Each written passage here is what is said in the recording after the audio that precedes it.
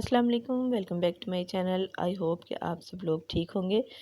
आज की रेसिपी बहुत ही मज़ेदार और बहुत ही चीप रेसिपी है। मिनटों में आप तैयार कर लेंगे। आपके मेहमान आ रहे हो, आप सिर्फ 10 मिनट लगाएं और ये रेसिपी बना लें। तो ये रेसिपी मैं बची हुई ब्रेड से बनाऊंगी और बस थोड़ा सा दूध इस्तेमाल होगा। देखें आप कितनी जल्दी और मिनटों में तैयार हो जाएगी। इसके लिए सबसे पहले मैंने पैन को चूल्हे पर रखा है और इसमें 1 लीटर दूध का शामिल कर दिया है। दूध को हम बॉयल होने देंगे। देखिए दूध हमारे जब बॉयल होना शुरू होगा तो हम इसे थोड़ी देर के लिए पका लेंगे, 3 से 4 मिनट के लिए।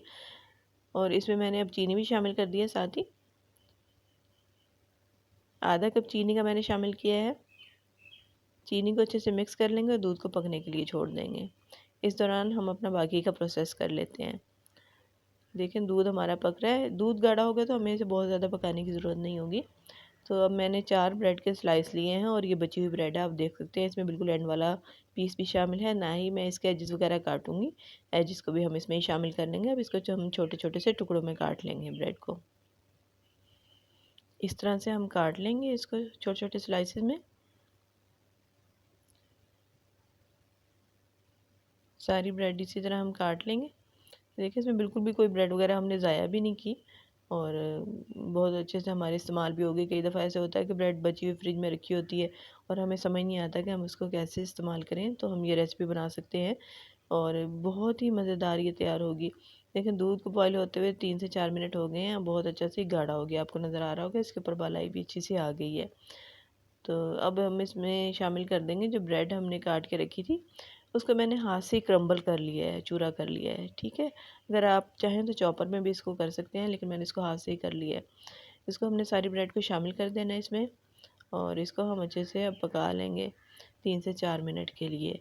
साथ साथ हम स्पैचुला की मदद से इसको मिक्स करते जाएंगे। आपने ये बनाते हुए कहीं इधर उधर नहीं जाना, बस ये फ़ौरन झटपट तैयार हो जाएगी। आपने पास ही खड़े रहना है क्योंकि इसमें ब्रेड है, इसको लगने का भी ख़तरा होता है। तो रवायती खीरें हम घंटों पकाते हैं, लेकिन फिर भी मतलब हमें यही होता है कि तैयार करने में काफ़ी हमारी मेहनत लगती है। आप ये तैयार करें, इसका टेस्ट भी बहुत अच्छा है और ये बनने में बहुत आसान है। ये देखिए इस तरह से हम इसे मिक्स करते जाएंगे और पकाते जाएंगे। 3 से 4 मिनट मैक्सिमम इसको लगेंगे और हमारी खीर जो है ये देखें थिक हो गई है। मैं आपको दिखा दूँ, ये देखें थिक हो गई। अब इसमें हम 1-2 चीज़ें मज़ीद शामिल कर देंगे। वो क्या चीज़ें शामिल होंगी मैं आपको बताती हूँ। इसमें मैं शामिल कर रही हूँ 2 टेबलस्पून मिल्क पाउडर के। इससे ऐसे लगेगा जैसे आपने इसमें खोया ऐड किया हुआ है। ये बहुत ही इसमें रिच फ्लेवर दे देगा, क्रीमी जैसे होता है ना फ्लेवर, उस तरह से आ जाएगा। रबड़ी का जैसे फ्लेवर होता है। ये देखिए अच्छे से हमने इसको मिक्स कर लिया। खीर हमारी बहुत अच्छे से रेडी होती जा रही है और बहुत स्मूथ सी हमारा इसका टेक्सचर हो जाएगा।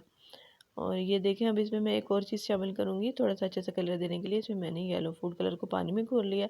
1 या 2 ड्रॉप मैक्सिमम आप इसमें डालेंगे और जितना आपको अच्छा लगे कलर, मतलब उतना तक आप इसको ऐड कर लें। इसको हम दोबारा से 1 मिनट के लिए पका लेंगे और साथ साथ हम मिक्स करते जाएंगे ताकि कलर जो है वो बहुत अच्छे से सारी खीर में हमारे मिक्स हो जाए।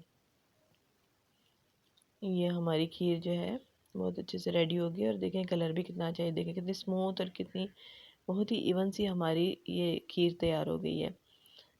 अब हम इसको फ्लेम को ऑफ कर देंगे और इसको डिश आउट कर लेंगे। ये देखें हमने इसको डिश आउट कर लिया बाउल में। बहुत ही मज़ेदार हमारी ब्रेड की खीर तैयार हो गई है। अब हम इसको गार्निश कर सकते हैं अपनी मर्ज़ी के नट से। मैं इसमें पिस्ता और बादाम ऐड कर दूँगी जिसे मैंने बारीक स्लाइस कर लिया है। खीर को हम सर्व करने से पहले बहुत अच्छा ठंडा कर लेंगे ताकि इसका टेस्ट और मज़ीद उबाला हो जाए। कोई भी इसको पहचान नहीं सकेगा कि आपने ये खीर बची हुई ब्रेड से बनाई है। आई होप कि रेसिपी आपको अच्छी लगी होगी। Thanks for watching.